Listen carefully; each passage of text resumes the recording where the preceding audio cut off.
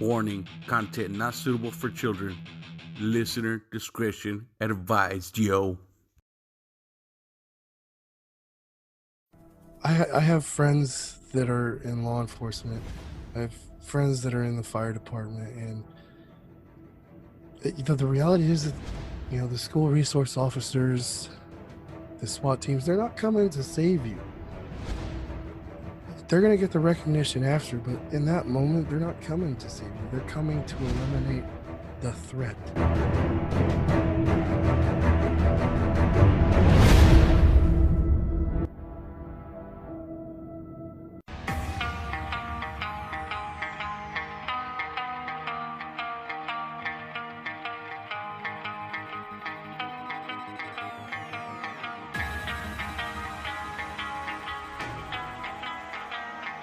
Screaming Chewy Show, your source of entertainment and overall fuckery. And it starts now.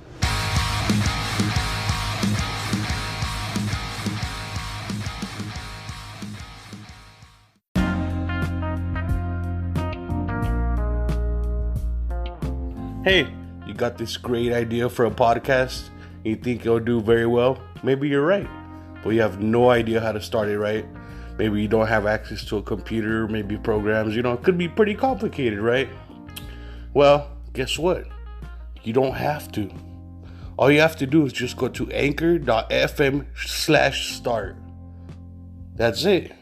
Or get the app. It'll do everything for you. You have all the tools, and guess what? It's free. Yeah, that's right. It's free, and you get paid for it. Boom. That's what I'm doing right now.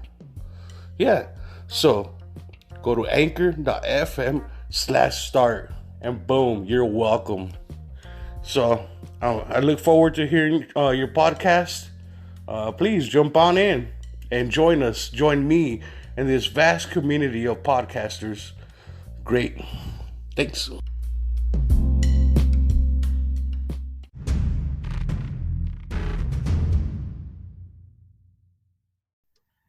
Hey everyone, welcome back to another exciting episode of the Screaming Chewy Show.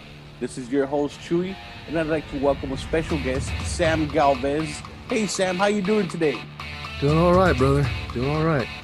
Just hanging in there, right? Yep, hanging in there. Hey man, so go ahead and tell me about yourself. Tell me about what you do, man, and I find it very interesting, by the way. Well, my name's Sam Galvez. I am the founder of the Archangel project based out of Bristol, Virginia. I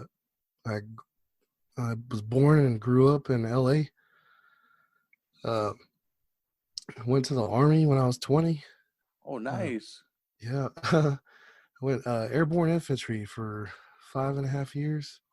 Damn, how was that, man? It was pretty intense, man. It was pretty intense. I was in there from 2004 through 2010. Oh, wow. So you started like kind of fresh with the whole Iraq thing deal, right? When it was Yeah. That was my first deployment was to Iraq in 2006. Damn, man. How was it over there? I mean, if you don't mind talking about it. Oh, I don't mind. It was pretty intense. It kind of... Sorry, I'm coughing. Oh, it's all good. It started off pretty boring. A lot of patrols, a lot of doing nothing. And then we got assigned to this task force, and we went to go reinforce the Marines under their chain of command in Fallujah during the surge. So things got pretty intense there, and it's probably the whole deployment was 15 months, but the Fallujah campaign was about 7 months. Wow. Yeah. I bet it felt like forever, huh? Bro, oh my God. Yeah. Some of the worst memories, but some of the best. Can you talk about some of that? Yeah, man. Where to start? Geez. I was Well, I was sorry, got that Rona, that itis. Rona. The Kobe 19. Yeah. I was I was in first platoon Baker Company, 3rd Battalion, 509th. And we pretty much got pushed through Fallujah to reinforce Marines that were stuck on the outskirts of the city. And there was this small town called Karma that we had to retake. And the Marines, we replaced the Marines there, and we pretty much had to hunker down and try to retake that town. Holy fuck, bro. You had to replace the Marines and hold it down, bro? Damn. Oh yeah, we put the cards on the table, man. uh, I bet that was pretty intense, huh? yeah, man. It got hairy. It was about 3 firefights a day, every day, like clockwork, man. Uh, it was interesting. But the Marines had ours. Well, they were supporting us, so we had their aviation. So we had their close air support, like their helicopters, their airplanes. Their artillery was freaking spot on. Um, and I'm not exactly sure whose tanks they were, but there were some wicked tanks that would roll up every once in a blue moon to help us out. No, so they just pop out of nowhere, bust through a wall or something? Not bust through walls. They come. There's this main route. It's like big street, and they would be passing through, and stuff would kick off, and they'd be like, okay, point us into the direction. What do we need to take down? And they take it down. Holy shit, man. Yeah, it was it was intense. It took just about the whole 7 months to get to a point where we could retake the town, and then sorry, uh, develop enough relationships with the community so that they would stop fighting us and start fighting the guys that were using them. Oh, shit. Yep. Because they convinced everybody to hate you guys, to hate America, basically, right? Yeah, at first they did.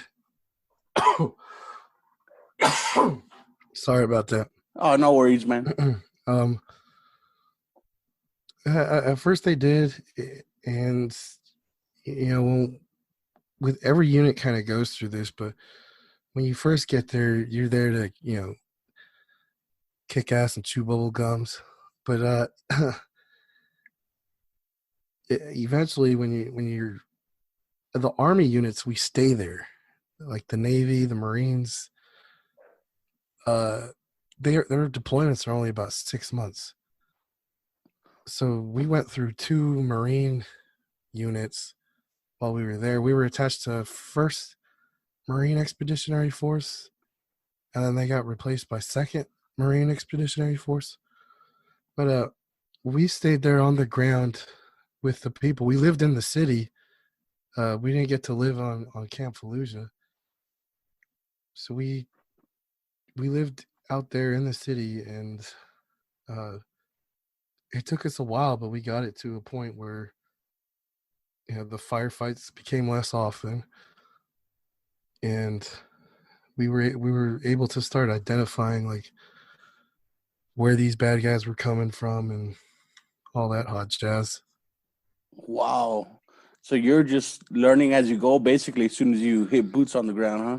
Yeah, yeah, there's a big plan, but me just being a Joe on the ground, I didn't really know anything. I just had to kind of do what I was told and kick in doors. Got to do a lot of cool stuff, but um, it was a unique experience, to say Yeah, the man. least. I just picture like I already feel sleep deprived just describing what you're saying. There's a lot of that. I could just picture firefights 3 a.m. or out of nowhere, right? Yeah. Um, yeah, it would be like every morning right after breakfast, um, they would they would do like a morning prayer, and we already knew it was gonna kick off after that. What the fuck, bro? Um, So it's like say your prayers and pass the ammunition, or praise mhm, the Lord and pass the ammunition. yeah, or finish your eggs, get up there on the roof because it's about to kick off. But so it it's basically it. Every morning about lunchtime, we would they like shooting at our stuff. So we had this like high speed camera that we would lift up. It stuck up like 100 feet in the air, something like that. I might be exaggerating, but it stuck way up there, and the snipers would try shooting it. What? Yeah, so we would lift this camera knowing that they would start shooting it, and it'd be on and cracking again. That's fucking awesome, dude. Yeah, and then they would right around dinner or right after dinner they would get one last one in, and they would try to make it worth it, but I'm still here. Holy shit, man. Wait, hey, thank you for your services, man. All right, man. Well, thank you. I mean, I'm sure you went through a lot, and a lot of people don't realize what people go through, in warfare. It's a unique experience. That I went through that. Good Lord, like a little over 10 years ago, and now I'm 35, and I'm just barely at a point in my life where I can kind of reflect on everything with a cooler head. It's not as fresh. Yeah. And did you guys ever like raise the camera as a distraction? Like maybe so they shoot at it and you see a muzzle flash and you know where Yeah. they're at or Yep. something? Yeah. The camera had thermals and stuff, so the people behind the cameras would be able to see, where stuff was coming from, point us in the right direction. There was a lot to it. Um, uh, a lot of good use of distractions and a lot of use of nighttime because That's they don't have nods, so we just be like, okay, fuck with this all day if you want. We'll just get you when you sleep, and we did. smart because you got the technology, huh? Yeah. Yep. Is that when you would be busting door down too, like at night, or was that Oh like yeah, during the man. day? Oh yeah. Well, I mean, we did some raids during the day too if they were big enough, but most of our major operations were at night. So the raids, was it like if you got info like this house is a hot spot or something like that? Yeah. Yep. This HVTs is what they call them, high value targets. Oh, okay. So you get them maybe to like interrogate them or something. Yeah. Nice. Yep. So is that what inspired you to start the Archangel project? Um, I don't want to say it was inspiration. My service in the military gave me the foundation and the training and the knowledge for all this stuff. Sorry, Oh, it's okay. I keep coughing. Um, yeah, the military gave me all the training and everything I needed. It gave me this skill set, this toolbox, if you want to call it that. But when you get out into the civilian world, you really don't know how to apply anything. Like some stuff transfers to jobs, but you don't really have an opportunity to use this training or that training. And hold on. Mm-hmm. Sorry, I'm talking now, so now my throat's going nuts. And when you get back home, your employers, your family, nobody really asks you like, um, everybody asks you, you know, like, did you kill anybody? How was it? Was it cool? But nobody asks you like, hey, can you teach me what you know? That's Um, very true. I could totally see that. Yeah. yeah, and so veterans kind of get lost because training, teaching the next guy or teaching the new guys is a huge part of the way the army works. So it's part of your purpose. Is like, you know, you go get this combat experience, you come back, and you know, here's a bunch of new dudes, and these guys become like your little brother, and Oh wow. uh, you want you want to train them, you want them to know as much as possible, and they're so like, hey, teach me how to do this, teach me how to do that, and we'll be like, all right, this is how you do this, this is what it's really like, this is blah blah blah, and you teach a lot of, from my experience at least, I found myself teaching more than anything. Even stuff I didn't know, I would still try to teach because it's like the more that you teach, the more you learn. Mm-hmm. Um, so when I came back into the civilian world, I really didn't have that. I got caught in the grind, you know, just working private security. Um, but out in LA, I learned that uh, basically, like if a disaster happens in LA, they pull resources from the outskirts and to handle the main, I guess, like devastating parts during a disaster, whatever. Mm-hmm. Um, so the rural communities of Los Angeles, because that, believe it or not, that exists. Um, It's hard to imagine, right? You yeah, just think of a big city. yep,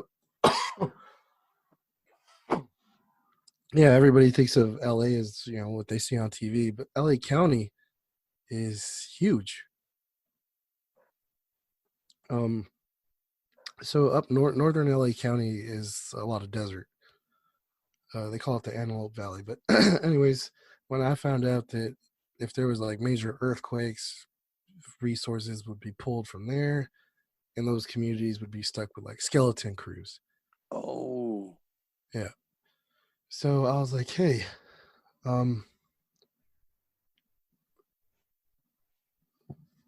let me try to figure something out, and maybe we can fill that gap. So I got a bunch of veterans, nurses, a doctor. I got a bunch of people on board to basically like drum up almost like an emergency response team, really, to kind of lend a hand during an emergency type of situation. Mm-hmm. Kind of like what we're seeing right now, unfortunately. Yeah, huh? But one thing that I found out fairly quickly was that A, good intentions don't make a good business plan, and B, politics will kill just about anything. It doesn't matter how much you can use it or how valuable it is. The politics of an area will just is usually the dead end to any sort of project like this That's very without true. major money behind it. So the project died. Oh my God. Um, yeah, and it died for a few years. Uh, Left LA, moved to Texas, loved it. But it was still pretty, the cost of living was still pretty high. And we ended up moving out here to Bristol, Virginia, which is pretty rural. And my family loves it out here. I love it out here. Is it very Um, green over there? yeah, That's what I very picture. green. When I think of Virginia, I'm like, man, I want to go there. I love greenery. I'm in Arizona, so everything looks burnt or has fucking spikes on it. Yep. I got a friend that lives in Tucson. Oh, nice. Yeah, that's where I'm at. Yeah. Yo. Yeah. Yeah. Um, yeah, we drove through Arizona, and I was like, man, I don't know, I don't know if I'd like to live out here. Right. Yo. But we ended up here. It's a nice place. Uh, the people are probably some of the most self-reliant. It's probably the most self-reliant culture I've experienced yet. Oh, so it's like a self-reliant community kind of. Yeah, like they're very proud, um, and they'll handle their own stuff. So they're probably prepared, like you're saying during this crisis, they probably have canned food stocked up and water. A lot of them, within reason, a lot of people do. So like people cleared out the shelves here just like they were doing everywhere else, but it didn't last very long because people just have stuff. So even though they were clearing out the shelves, me and my family we weren't tripping too much because we had stuff already. So it was like a week, and then stuff started showing up again. Nice. But we could get toilet paper, we could get food, milk, all that stuff. Got it But stocked. yeah, but so these people they've experienced tornadoes come through the area, some minor flooding, but they have their own boats, they mow their own yards, they have all the tools. So uh I didn't really I didn't really see a need to try to you know apply the Archangel project when I moved out here, um, because the culture out here is just so much like we'll take care of it. Yo, they got it. Yeah. That is until um, I started asking some questions regarding active shooters Oh. because coming from LA, I mean that's life. Hmm. I, Um, I I was born there too, and yeah, drive-bys and shit like that. yep, yep. Like I grew up in Gangs. I grew up in Whittier. My family lived in Compton and Montebello, East LA, Rialto, Fontana. So there's a lot of gang violence I grew up with. But Hmm. uh, the active shooter thing has been kind of like a cry for help for some of these kids, man. They're like shooting up their own friends and stuff. Yes, pretty much take no prisoners. Just Yeah, man. everybody. Yeah, and I remember high school being tough, um, but I would never want to. When I was a kid, I didn't want to go, blow everybody's brains out. But I kind of see where these kids can fall through the cracks. But anyways, Yeah, I uh, agree with you, man. Then with social media, it don't help. no, it don't. Um, Social media doesn't help at all because they could be they could be even meaner to each other and not have to look the other person in the face. Imagine you're being bullied at school, and then after school, you're being cyber bullied by the same Hmm. people or other people. Or just not even know you're being bullied until it's too late and there's like embarrassing shit going around the school. Oh yeah, I didn't think about that. That's crazy.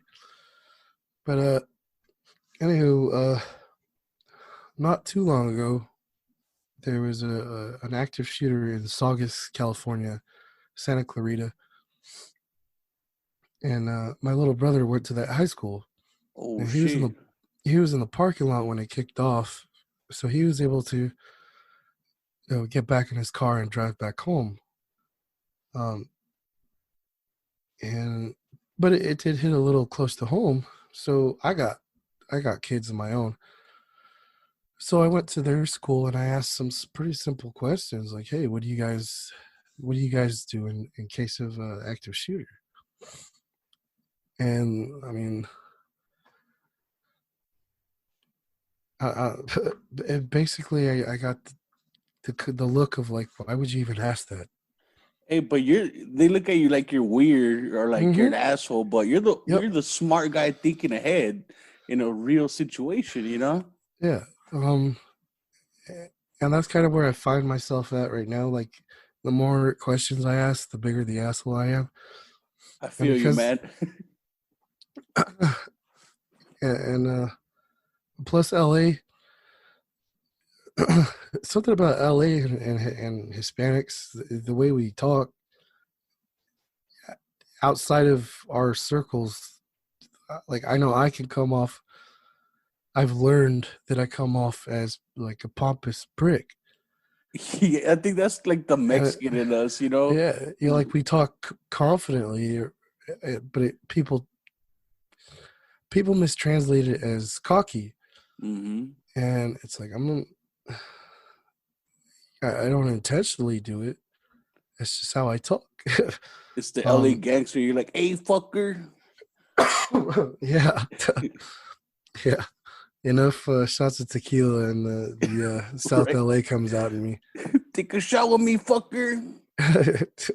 Yeah, but I've kind of found myself kind of in that situation where I'm asking these pretty simple questions, and the answers I was getting was like, "Whoa!" I mean, but basically, the schools were not prepared when I started asking these questions. They were planning stuff, but the schools had nothing.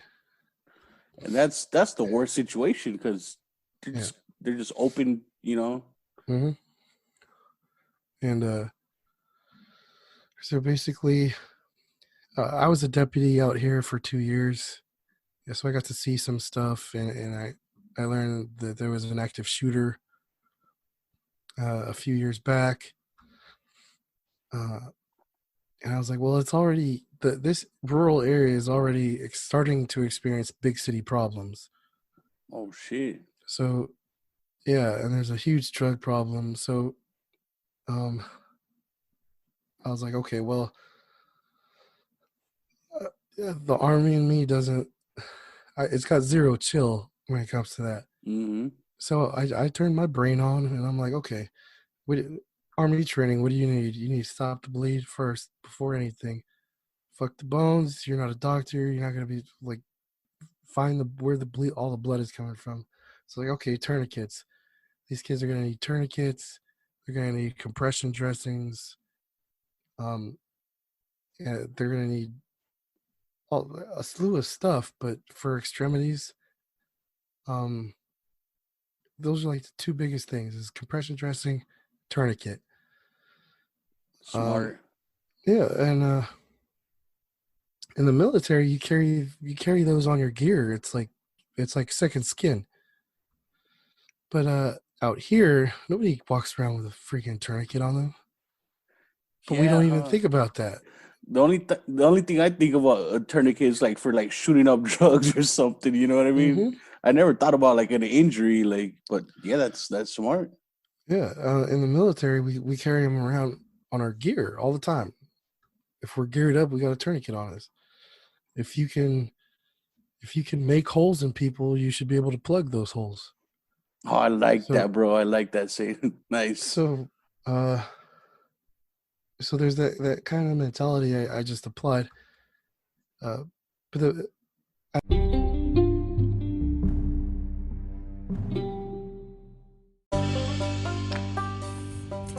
Hey, you. Yeah, you over there. Do you like paranormal stuff?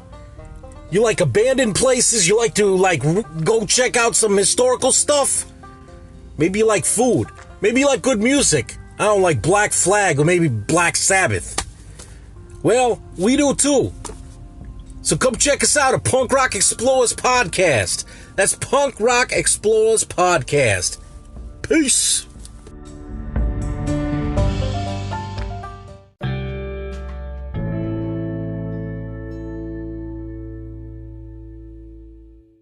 learned a lot of the challenges the schools were facing, which was money.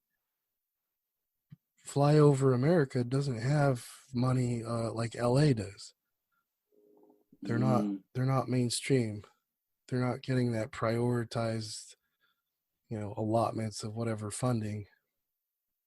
So they had to reach out to this program called Stop the Bleed, which the city's got to get involved. They got to they have to drum up a draft for a grant, to request a grant to purchase these things. And while the city was doing that, I basically just talked with the principal, talked with the superintendent of the school system. I'm like, hey, look, I can do this. I got this type of knowledge. Give me the green light and I can start making this happen. And they're like, oh, yeah, if you could help us, by all means. Within 2 weeks, we got the first small batch of kits to the first elementary school. Nice. You wasted no time, dude. Yeah. When the money comes in, dude, we don't. It's me and 2 other guys, really. But when the money comes in, we don't play around. If we can make kits, we'll make the kits. We'll do it in a big batch, and then they'll get to the school. Now, me, I'm not really social media savvy, nor am I attractive. So yeah, I feel you, bro. I'm in the same boat. yeah. So like when people see me, and it's like, who's that fat Hispanic dude? Ugh, get him away. So I don't have that charm, I guess, to really lure people to the cause. So I linked up with a man from the area here. His name is Rex Carter. He's big in the law enforcement community. He's a pastor. He's a pastor at his own church. Nice. And he's involved with private security around here. So, and he's really savvy with the public speaking and all that. So he's got that charm. Yeah, got him on board. And as soon as he got on board, things really started taking off. We made a GoFundMe account. GoFundMe sent our page to the local news and the local Fox News affiliate picked it up, and we ended up doing an interview on the news. Nice. And yeah, the other guy that works with us, Matt, he was able to get a bigger company to give us a donation, and that's when we really kind of met that milestone where they wanted to give us more money, but they wanted it to the tax deductible donation. I see. And to do that, you have to be a nonprofit organization, and for all intents and purposes, right now we're 3 dudes. We're basically a kid with a lemonade stand. Yeah. We're just trying to do something good, but I don't want to say it's blowing up. There's traction there, and people are concerned. They want to be prepared, and they want their kids to be prepared. And now, between when the project started and now, I mean, there's really no more excuses for parents to be like, yeah, you can't be a parent in 2020 and be really caught off guard with anything anymore. You're right. You're experiencing so much. If you're caught off guard with anything now, it's because you choose to be. And some people are probably going to take that the hard way, and they should. Mm-hmm. I hope they lose sleep over that. You got a very good point. I mean, if they're making bulletproof fucking backpacks, that's telling you something. Yeah. I can go on, a seminary mission to try to change, people, but I know that the likelihood of that happening is pretty slim.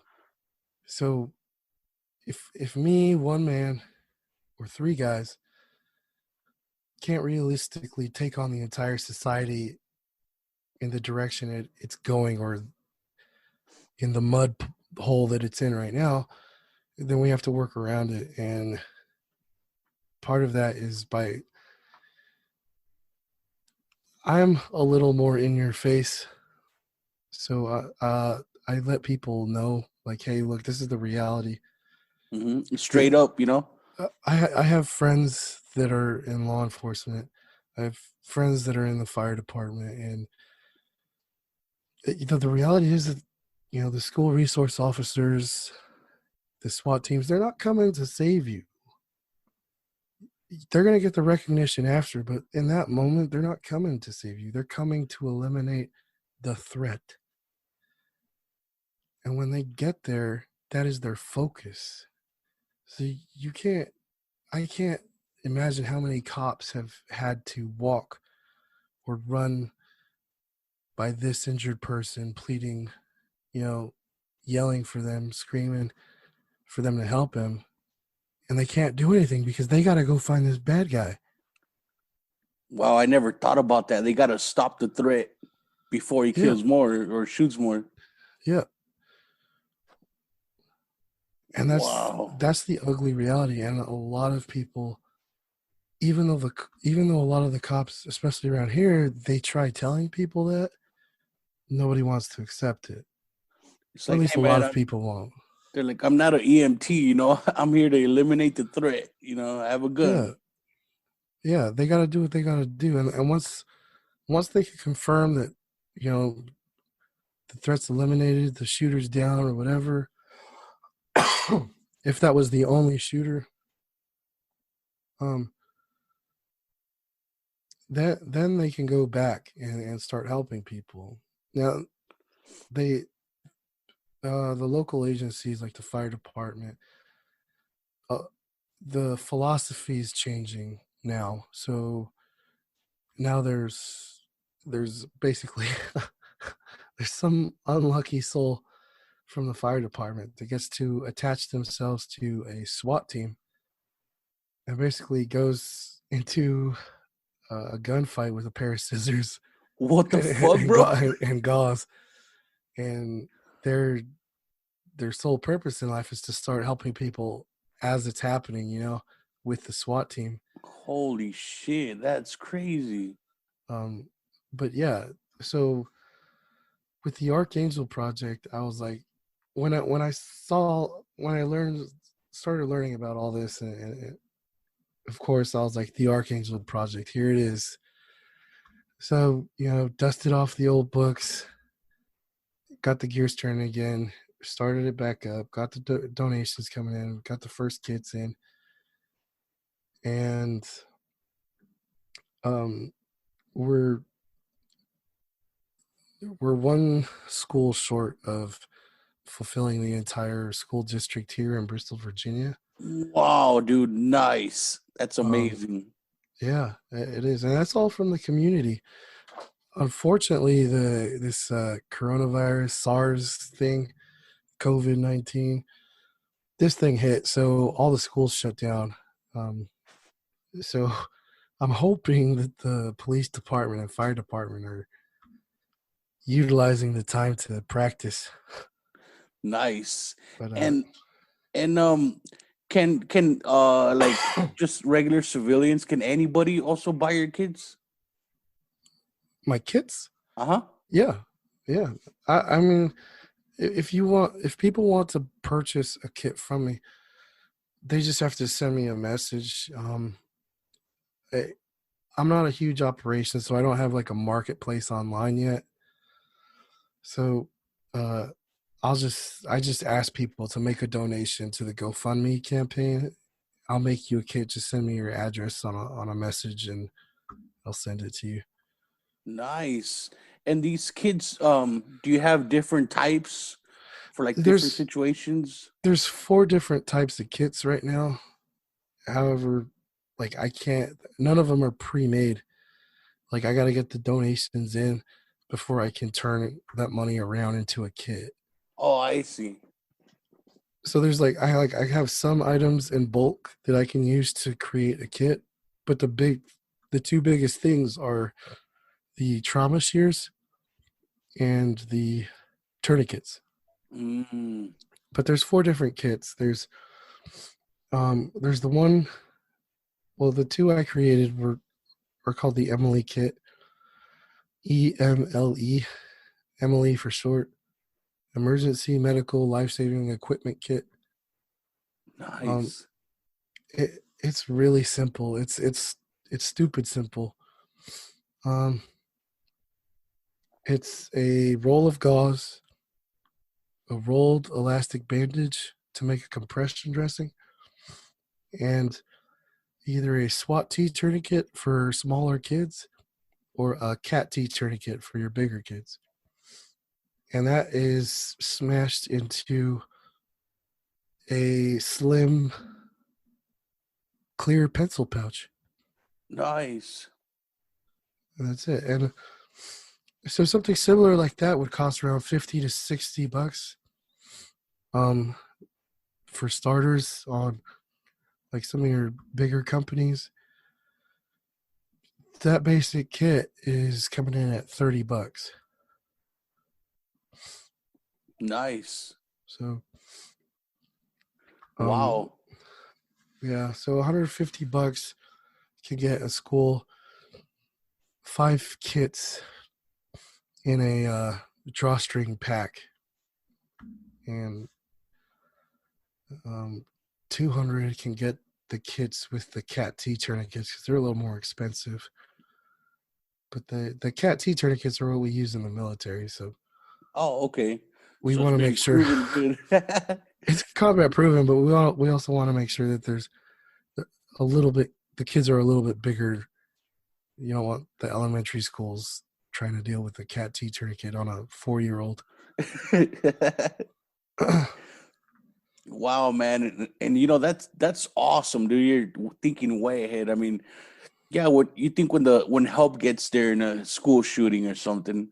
Yeah, like you were saying, you know, the cops are just gonna go for the bad guy, and unfortunately, they're gonna run by you if you're hurt or bleeding out. It's the So truth. that's amazing that schools can have that, and you could be treated as the cops are getting the bad guy, you know, instead of having a firefighter risk his life too, you know. Yeah.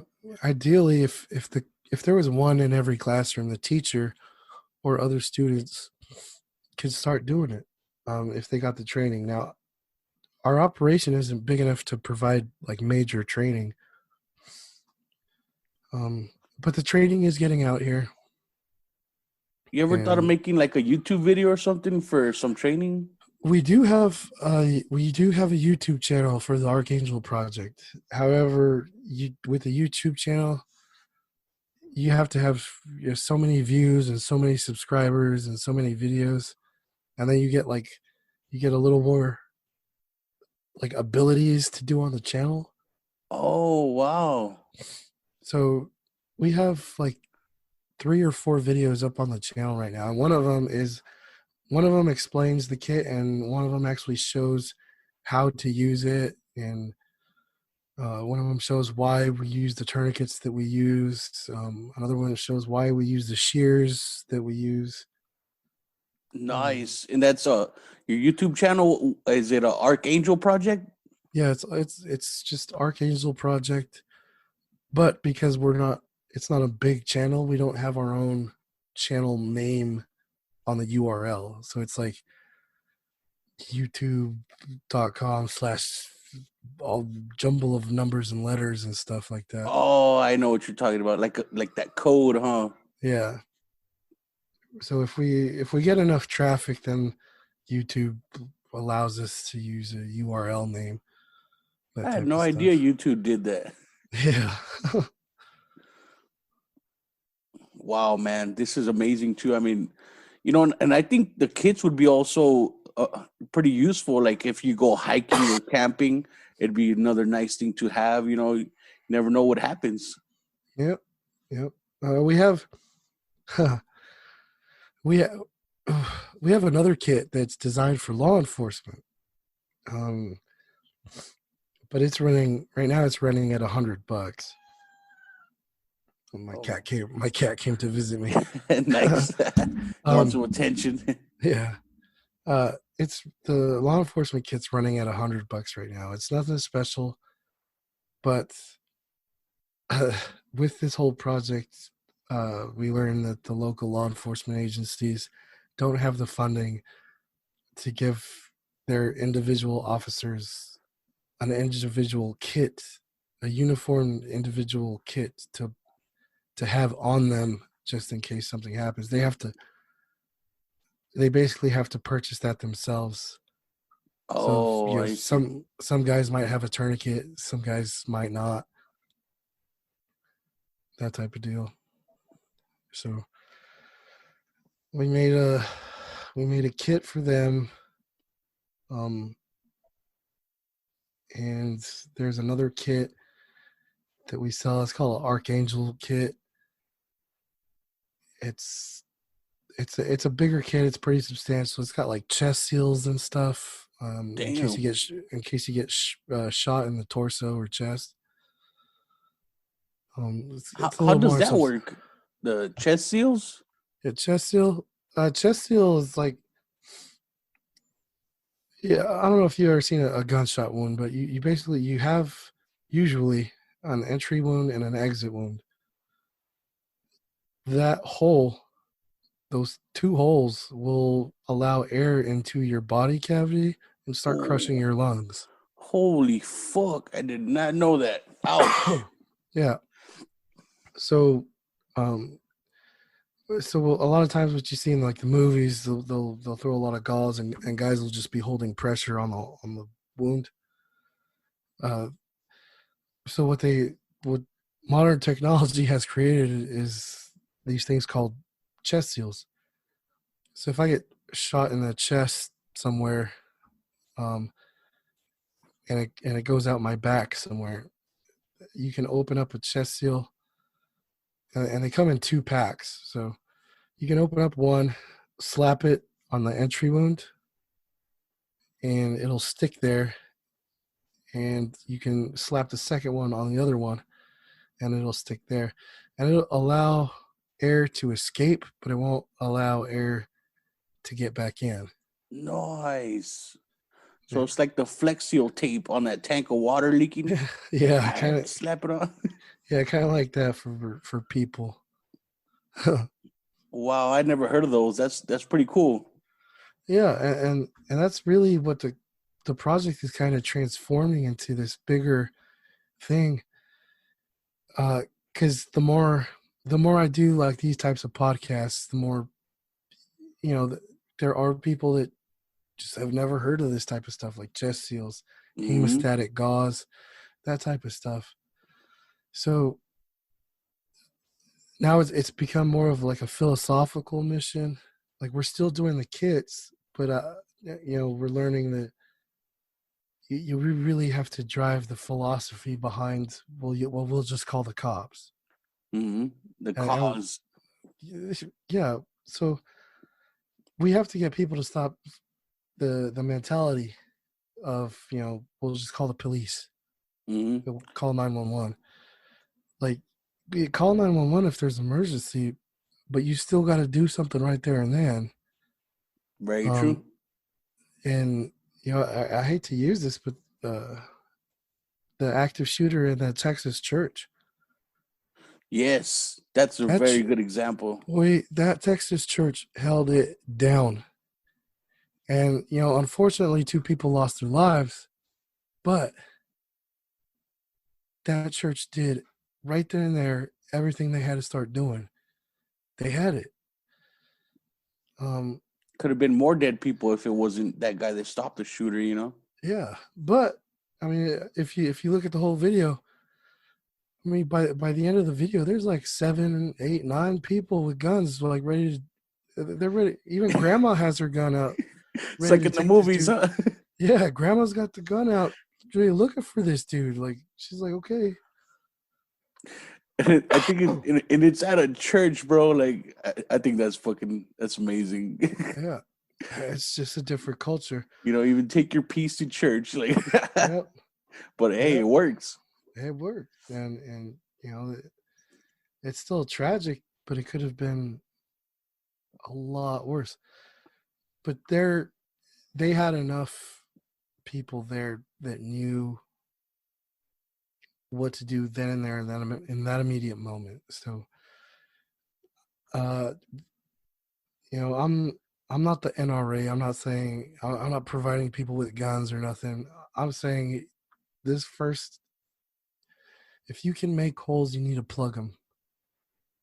I And like if that. and if you are if you are in a situation where there's no one armed other than maybe a security guard or a school resource officer, then you need to utilize what you have. And what I'm finding is that a lot of times these rural communities don't have anything, man. So here we are, the Archangel Project's back at it again. Once we get past this corona. Yeah. You're doing great, man. I mean, because like you were saying, a lot of people don't like to talk about these things, but unfortunately, that's real life. No, And a lot of people find it taboo. When I talk about it, some people, you could sense it in their voice when it changes. Like they're finding me either disrespectful or that mhm, kind of pop in their bubble. And like, this type of conversation makes people uncomfortable. mhm. And I'm not here to soothe it, and it doesn't get any better until you take up the training and get the stuff that you need. Yo, because just thinking about it, you're already more prepared than not thinking about it. Yep. And I always say there's no stupid questions. So like if people have questions, they can ask the fire department, they can ask the police department. I don't know if you have kids or not, but you Oh go to no, you could go to your local elementary school and be like, hey, Mr. Principal, what do you guys do in case of active shooter? And 9 times out of 10, I bet they'll be caught off guard. We'll be like, oh, well, we have protocols set up for that, and we conduct our training once a year or twice a year. no, we hide That, under a that type of, desk and call 911. yeah, it's that type of stuff. So the U.S. as a society has to get past that. Like, and unfortunately, it is what it is. You got to be more aggressive. Mhm. That's the bottom line. Is you got to make the only way to get a criminal or a psychotic person or a predator to stop doing that is to make them fear the victim. That's it. Nice. That I is it. like that. That's very wise words, man. I mean, it's a philosophy in the firearms community, but it's still considered taboo to a lot of people. But they don't understand is like,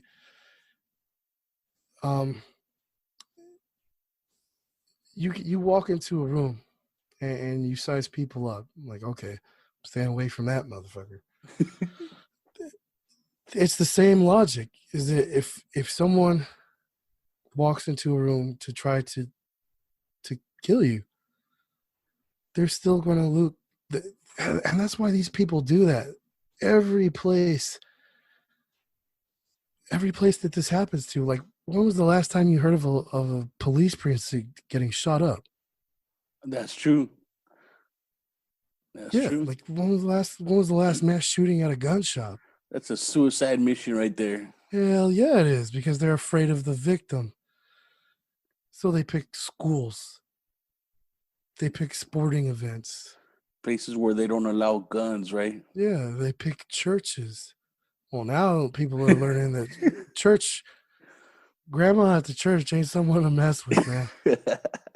She's probably packing. In her purse, she probably has those little candies. It's got a strawberry wrapper Yep. and a gun. Butterscotch and a 9mm. Yep. Yep. But I mean, that's kind of where we're at right now. Uh, I like, I try to keep it light, but when I do tell people, you need to look at, like, if I don't know you, you need to not look at me as a friend. You don't have to disrespect me, but for all you know, I could be your worst nightmare. Yeah, people forget that there's actual psychopaths out there that have no emotion. Yeah. There's people that have no problem killing people. Like it's hard to imagine because we're not like that, Yep. but there's people out there. And it doesn't take much to think like a criminal. It really doesn't. And all you got to do is take a couple of minutes set aside and be like, if I was really desperate, if I was in this really shitty situation that I felt I couldn't get out of, and I felt like my only way out was to do this to my family or this person's family, how would I do that? You start asking those dark questions and you find out where the weaknesses are in your own life, and you're like, holy shit. That's true. Sometimes I've had those dark thoughts, and maybe just because I'm weird, but you've had like random people help you or you're something, and I'm thinking, man, if I was like hooked on drugs and I was desperate, like I could totally rob this person right now, or Yeah. like and then I'm like, and I tell myself like, Chewy, shut the fuck up. Like, why am I Yeah. thinking about that? Yeah. Well, I mean, you're human. So Mm-hmm. you're not an asshole, so you don't, but it's like, wow. Like it's that easy. But it is that easy. And I don't know how many times the news has to prove it every day. And then they blame the guns, Like I hate to be that guy, but it's an easy out. It's an easy out. That's all it is. Nobody, and that's part of the philosophy is that, okay, guns can be a sensitive subject for a lot of people. mm-hmm. So if you could shift fire to you keep the focus on something like an active shooter, but shift fire to prevention and the first aid aspect. Well, now you're interesting people. Now you're sparking interest in people that are like teachers, largely anti-gun, and you're kind of beginning to involve them in that culture of this is what you need to do. No, 911 isn't always going to be there immediately. It might be 8 minutes. It might be 20 minutes. It might be 3 seconds. You don't know. And when you're bleeding out, every second counts, Yeah. Yeah, that's why I always say, set the conditions and save a life, which is kind of like our running motto right now. But you set the conditions for your own environment. And smart. And that's kind of where we're at right now. Outside of, everybody being stuck with the coronavirus thing going on the lockdown. But when we're off of lockdown and all this stuff passes, we plan on getting back into it. We were supposed to be part of some little this kids little league baseball little league jamboree thing. We were supposed to have a booth set up and everything. And that got squashed. Everybody's on lockdown. Yeah, but when we come back up, we'll get things going. Hell yeah, hit the ground running. Yep, that's how we do. And like you were saying, people have that mentality, like, oh, I'll just call the cops. A lot of people don't realize that, with this whole coronavirus, they're thinking of shutting down the judicial system. Yeah. And in some states, if you're like you call somebody for a robbery, like, hey, I'm being robbed, like they won't show up. Yeah. Yeah. And it's like, they got scary. Some of those agencies got told us, don't bother with it. So they need an Archangel pack right there, and maybe a gun. I'm not gonna tell them nothing. You lead a horse to water, but I'm not gonna make anybody drink. And like just thinking of your packs, that I don't know if you've seen that show I Survived or similar shows like that. No, I haven't. Like it's just crazy stories of somebody, people that got in a brush with death. And there's this one where somebody went hiking and they ended up falling off a cliff and they fell and broke their leg. And in the desert it was freezing cold and they had to survive. But if somebody goes hiking and you go alone and nobody knows where you're at, like at least if you had an Archangel project pack, like that would help so much right there. That or camping or anything. Yeah. Yep. Well, man, where can people find your page, find your products, contact you? Right now I'm just at the moment I'm just directing everybody to the Facebook page right now because everybody's on lockdown. But you can find us at facebook.com/Archangel EMLE, and there you can see the page. Scroll through our posts, and you can see our GoFundMe account and all that stuff in my story. And there should be the news report links too. Awesome, man. And right there they could just donate to GoFundMe and maybe order a pack or something or help donate. Yep. They just got to shoot us a message. Awesome, man. And great stuff, man. I really do appreciate you doing this, coming on here, and thank you for your services. I mean, crazy stuff, man. Hey, thank you for you, man. I appreciate you letting me on your podcast and spreading the word about this. Oh yeah, no problem, man. And I hope a lot more schools, hear about this and I hope all so. you guys, because you got a great thing going on there, especially with these whole shootings going on. That's thinking ahead, man. You're ahead of the curve right there.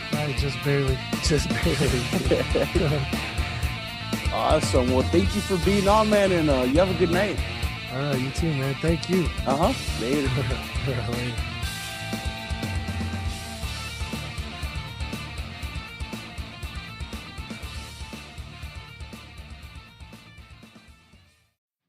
Hey everyone, thanks for tuning in. And if you'd like to support this podcast, you can find me at anchor.fm/screamingchewy@gmail.com. There'll be 3 options for a monthly subscription. First one, I believe, starts at $1 a month, yo. Yeah, $1 a month.